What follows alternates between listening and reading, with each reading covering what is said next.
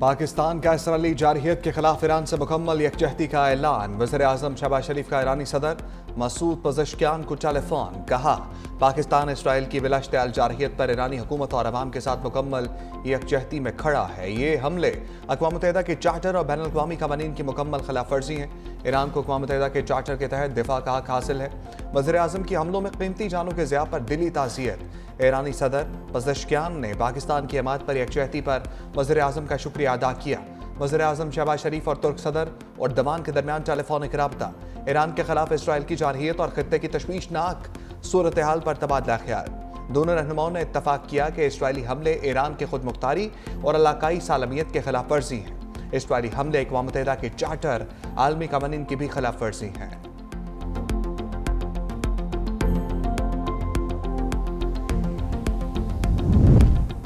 Iran Israel बढ़ती कशीदगी पर Trump Putin राब्ता। दोनों सदूर के दरमियान 50 मिनट मशरक़ वस्ता की सूरत हाल पर बातचीत। सदर प्यूटन ने कहा, रूस ईरान के खिलाफ इसराइली फौजी ऑपरेशन की मज़ामत करता है। अमरीकी सदर ने बताया कि हमारे मुज़ाकरातकार ईरानी नुमाइंदों के साथ काम दोबारा शुरू करने के लिए तैयार हैं। क्रेमलिन हुकाम के मुताबिक ट्रंप ने दौरान गुफ्तगू मशरक़ वस्ता की सूरत हाल पर तशवीश का इजहार किया। दोनों सदूर के दरमियान गुफ्तगू बहुत मुफीद और बामानी थी।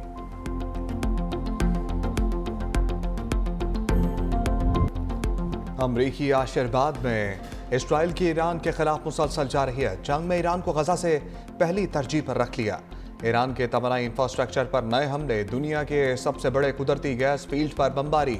वो शहर में जनूबी पारस गैस फील्ड पर आग लग गई। ईरानी वजारत तेल के मुताबिक इसराइली हमलों के बाद लगने वाली आग पर काबू पा लिया गया। ईरानी हुकाम ने तेल तनसीबात को निशाना बनाने को संगीन जंगी मरहला करार दिया। ईरानी मीडिया के मुताबिक इसराइल ने ईरान में कई ऑयल फील्ड्स और रिफाइनरियों पर हमले किए।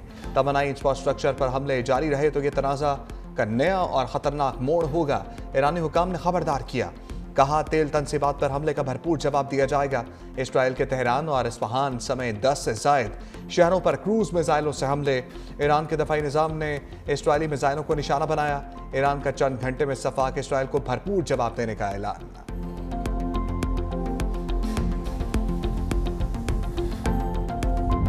ईरान की सफाक इसराइल को जारहियत पर सख्त सजा।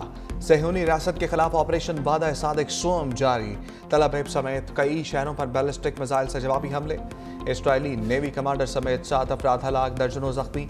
इसराइली वजारत दिफा का हेडक्वार्टर और 8 इमारतें मुकम्मल तबाह। एयर बेसिस, दिफाई निज़ाम और जौहरी तहकीकाती मरकज समेत 150 से ज़ायद मकामात निशाना बने।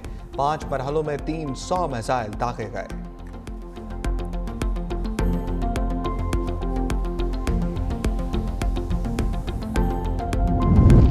इसराइल का गुरूर F-35 चकनाचूर। ईरान ने सेहूनी फौज के 3 अमरीकी स्टेल्थ तैयारे मार गिराए। खातून समेत 2 पायलट गिरफ्तार करने का दावा। जंगी मास पर F-35 तैयारा पहली बार मारा गया। ईरानी फौज के मुताबिक तैयारों को दिफाई निज़ाम ने फ़िज़ाई हदूद की खिलाफ वर्जी पर निशाना बनाया। इसराइल की तैयारे मार गिराने और खातून पायलट की गिरफ्तारी की तरदीद।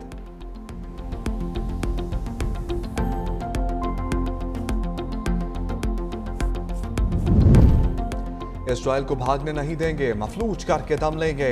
ईरानी सुप्रीम लीडर आयतुल्लाह खामनाई का 2 टोक ऐलान। कहा, जवाबी हमले में ईरान की मुसल्लह अफवाज ने कोई कोताही नहीं बरती।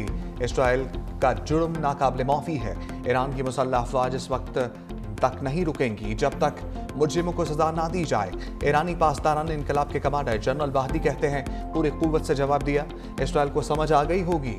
इसराइली वजारत दिफा सनती और फौजी मराकज को निशाना बनाया। तोथेम, अदोवा और तलनौफ के फ़ज़ाई अड्डे भी हदफ थे। 150 से ज़ायद अहदाफ को कामयाबी के साथ निशाना बनाया। इसराइल पर जल्द ही खैबर मिसाइल दागे जाएंगे। दुनिया हैरान रह जाएगी।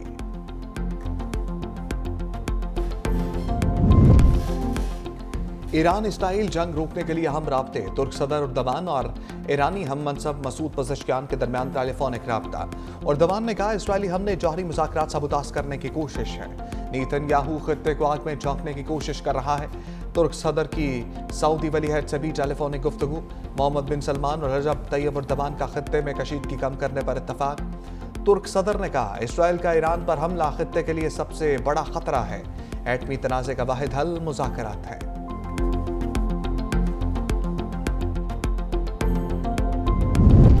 ईरान के खिलाफ इसराइल और अमेरिका गठजोड़ फिर से बेनकाब। इसराइली वज़ीर-ए-आज़म नेतन्याहू का हमलों में अमेरिकी हमायत का एतराफ़। कहा, अमेरिकी सदर डोनाल्ड ट्रंप की वाज़ेह हमायत हासिल थी। ये सब कुछ अमेरिकी सदर और अमेरिकी अवाम की हमायत से ही मुमकिन है। इसराइल की फतह अमेरिका की फतह है। इसराइल के दुश्मन अमेरिका के दुश्मन हैं।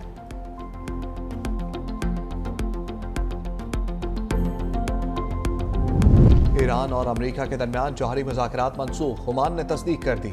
ओमानी वज़ीर ख़ारजा का कहना है कि मस्कत में होने वाले मुज़ाकरात अब नहीं होंगे। ईरानी वज़ीर ख़ारजा अब्बास अराग़ची ने कहा, इसराइली हमलों के दौरान अमेरिका से जौहरी मुज़ाकरात बेमानी हैं। अमेरिका इसराइल का सबसे बड़ा इत्तेहादी है जो हमारे खिलाफ हमलावर है। ऐसी सूरत हाल में किस तरह अमेरिका से मुज़ाकरात किए जा सकते हैं?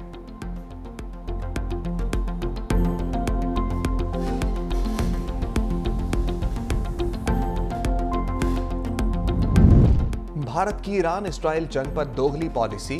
शंघाई तामुन तंजीम में ईरान का साथ देने से इनकार। SCO की इसराइली जारहियत की मजम्मत। भारत का लाताल्लुकी का ऐलान।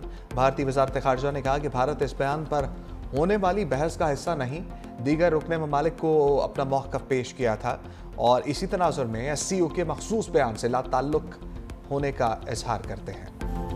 मुस्लिम ममालिक के लिए सलामती कौंसल बन गई। ईरान इसराइल जंग रुकवाने के लिए नशस्त का नतीजा सफर। पाकिस्तान ने ईरान के खिलाफ इसराइली जारहियत को आलमी कवानीन की खिलाफ वर्जी करार दिया। पाकिस्तानी मंदूब आसिम इफ्तिखार ने कहा, ईरान पर इसराइल की जारहियत नाकाबिल कबूल है। इसराइल की जानिब से आलमी कवानीन की खिलाफ वर्जी की जा रही है। अक़वाम मुत्तहिदा को कशीदा सूरत हाल पर किरदार अदा करना होगा। ईरानी मंदूब ने कहा, ईरान पर हमला इसराइल की रियासती दहशतगर्दी है। अक़वाम मुत्तहिदा की खामोशी इसराइली जराइम में मुलविस होने के मुतरादिफ होगी। चीन, UAE और दीगर ममालिक की भी इसराइली हमलों की शदीद मज़म्मत।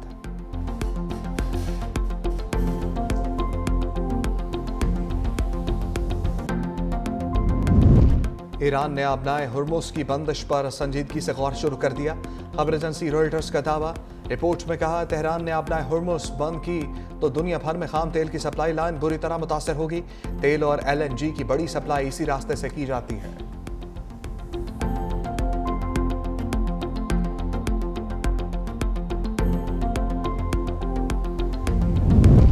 मिस्र में गजा मार्च के गैर मुल्की शुरका से ज़ालिमाना सलूक। मिस्री पुलिस का मार्च के शुरका पर हमला। गैर मुल्कियों ने गजा की नाकाबंदी तोड़ने के लिए मार्च का ऐलान कर रखा है।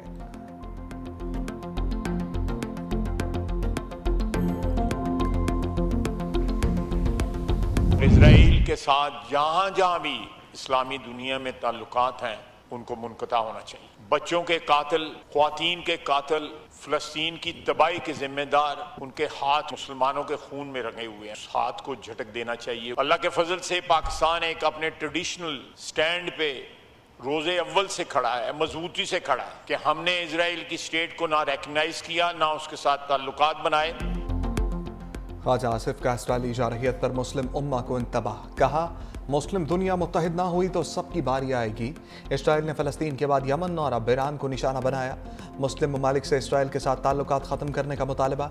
बोले, पाकिस्तान इसराइल के हवाले से अपने मौक़िफ़ पर मजबूती से खड़ा है। मुस्लिम ममालिक को इसराइल के मुकाबले के लिए मुश्तरका हिकमत अमली बनाना होगी।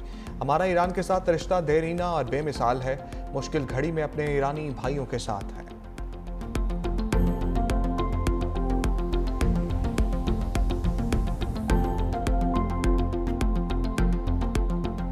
Absolutely cannot afford this conflict to turn into Iraq 2.0 or World War III. I absolutely call on the international community to play their role to immediately impose a ceasefire. We believe is the only way for us to address all issues.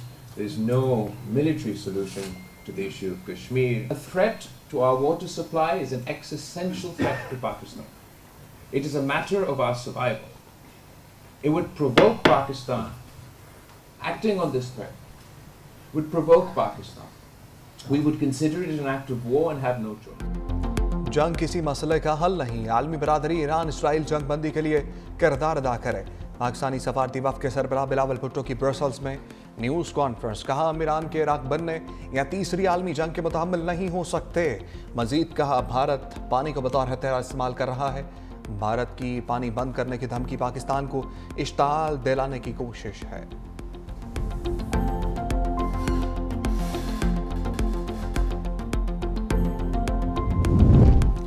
Israeli जारहियत के खिलाफ Iran को दिफा का हक है। वज़ीर इत्तलात तथा ताड़र का दो टोक पैगाम, कहा ईरान के साथ इज़हार यकजहती करते हैं, उनके गम में बराबर के शरीक हैं। अक़वाम मुत्तहिदा की सिक्योरिटी कौंसिल में ईरान का दिफा किया। खित्ते में अमन कायम करने के लिए दुनिया पाकिस्तान के किरदार को मानती है। फ़लस्तीन के निहत्ते मुसलमानों को भुलाया, ना कभी भुलाएंगे। फ़लस्तीन के निहत्ते मुसलमानों का खून रायगा नहीं जाएगा। कोई ऐसा फोरम नहीं जहां फ़लस्तीन की आवाज़ नहीं उठाई।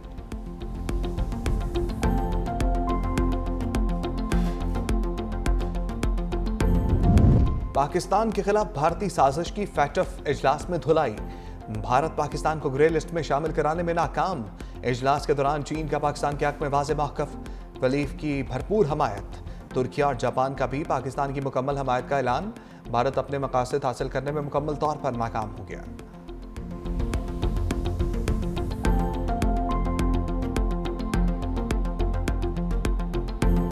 हम ग़ज़वा-ए हिंद के लिए तैयार हैं।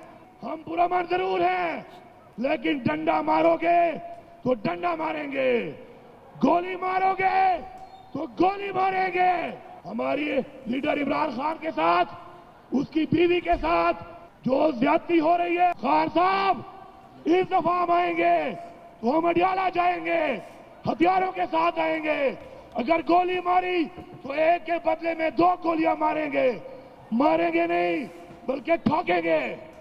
ठोकोगे अपना हक लोगे।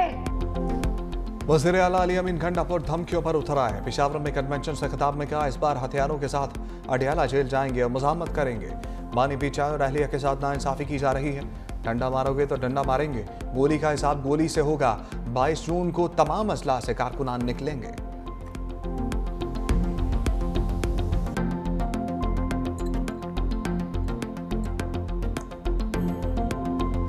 वफाक ने एक हमारे साथ और ज्यादती की है। 3 सूबों के PWD के प्रोजेक्ट सूबों के हवाले कर दिए, सिंध के प्रोजेक्ट नहीं किए, सिंध के प्रोजेक्ट अपने पास रख लिए। अब भी हम बनाएंगे, इस्लामाबाद से बैठ के बनाएंगे, नहीं बनेगा तुमसे। सिंध को अपनी कॉलोनी नहीं समझो, प्रोजेक्ट्स ट्रांसफर करो। वफाक से सिंध को कंट्रोल नहीं करो, नहीं तो बजट पे वोट नहीं मिलेगा तुम्हें। कर लो पास, बजट कर सकते हो। मुराद अली शाह की वफाक पर लफ्जी गोलाबारी, बजट पास कराने का चैलेंज। कहा, सिंध को वफाक से कंट्रोल ना करें वरना बजट पर वोट नहीं मिलेगा। सिंध से सौतेलों जैसा सलूक ना करें, अपना हक लेकर रहेंगे। वफाक ने सिंध के प्रोजेक्ट अपने पास रख लिए। कहा, हम बनाएंगे। वफाक ने सिंध को प्रोजेक्ट वापस ना किए तो फिर बजट पास करा लें। पूरे पाकिस्तान में मोटरवे बना दिया। सखर मोटरवे पर कहते हैं पैसे नहीं हैं। वफाक ने हमारे साथ ज्यादती की। पब्लिक वर्कर डिपार्टमेंट खत्म करा दिया। वफाक सिंध से नारवा सलूक बंद करे। वज़ीर आला सिंध ने शाहराह भुट्टो के कायदाबाद सेगमेंट का इफ्तिताह कर दिया। खुदगाड़ी ड्राइव की। कहा, शाहराह भुट्टो कराची के आवाम के लिए पीपल्स पार्टी हुकूमत का तोहफा है। पुलवामा वाक़ये पर ख्वाजा आसिफ और असद कैसर में नोक झोंक। वज़ीर दिफा ने कहा, अभिनंदन को 24 घंटे में भारत वापस भेजकर फ़िज़ाइया की फतह को शिकस्त में बदला गया। असद कैसर ने जवाब दिया। पुलवामा वाक़ये पर उस वक्त के वज़ीर आज़म ने भारत को 2 टोक जवाब दिया।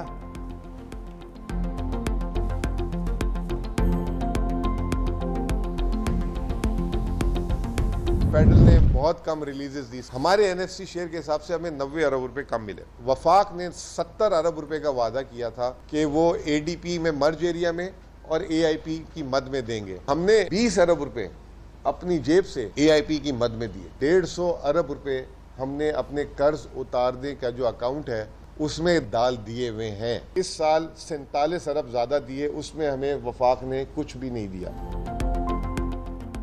मुखालिफ हुकूमत की वजह से वफाक नज़रअंदाज कर रहा है। मुशीर खजाना खैबर पख्तूनख्वा मुज़म्मिल असलम का शिकवा। पोस्ट बजट प्रेस कॉन्फ्रेंस में कहा, वफाकी तरक्याती बजट में खैबर पख्तूनख्वा को नज़रअंदाज किया गया। सिर्फ 55 करोड़ रुपए रखे गए। NFC मद में 90 अरब रुपए कम मिले। अपने खजाने से कबाइल को 20 अरब रुपए दिए। 70 अरब रुपए कबाइली अजला के लिए खर्च किए। वफाक ने नहीं दिए। अच्छी बात है कि पाकिस्तान में लोग एक दूसरे को मिल रहे हैं, एक दूसरे को इज़्ज़त दे रहे हैं और सियासत में ये चीज़, इसको फ़रोग़ मिलना चाहिए। अगर किसी पार्टी को, इसके मंशूर को अवाम कबूल करते हैं और वो एक अवामी क़ुव्वत बनती है, फिर कौन सी क़ुव्वतें हैं कि जो इक़्तिदार तक उनकी रसाई का रास्ता रोकते हैं और क्यों रोकते हैं? JUI के बग़ैर या हुकूमतें बनती नहीं हैं या फिर हुकूमतें चलती नहीं हैं। JUI के बगैर हुकूमतें बनती नहीं या फिर चलती नहीं। मौलाना फजलुर रहमान की कराची में फैसल बाबजा के हमरा मीडिया से गुफ्तगू। कहा सियासत में एक दूसरे को मिलना चाहिए, कोई नया इत्तेहाद नहीं बन रहा। फैसल बाबजा ने मुलाकात की दावत दी, इसलिए हाजिर हुआ। फैसल बाबजा ने कहा मौलाना फजलुर रहमान हम सब के उस्ताद हैं, आगे कैसे चलना है रहनुमाई लेंगे। खैबर पख्तूनख्वा से कुछ लोग टैक्स के पैसों से गोली मारने आ रहे हैं। मौलाना फजलुर रहमान बताएं हमने जवाब कैसे देना है।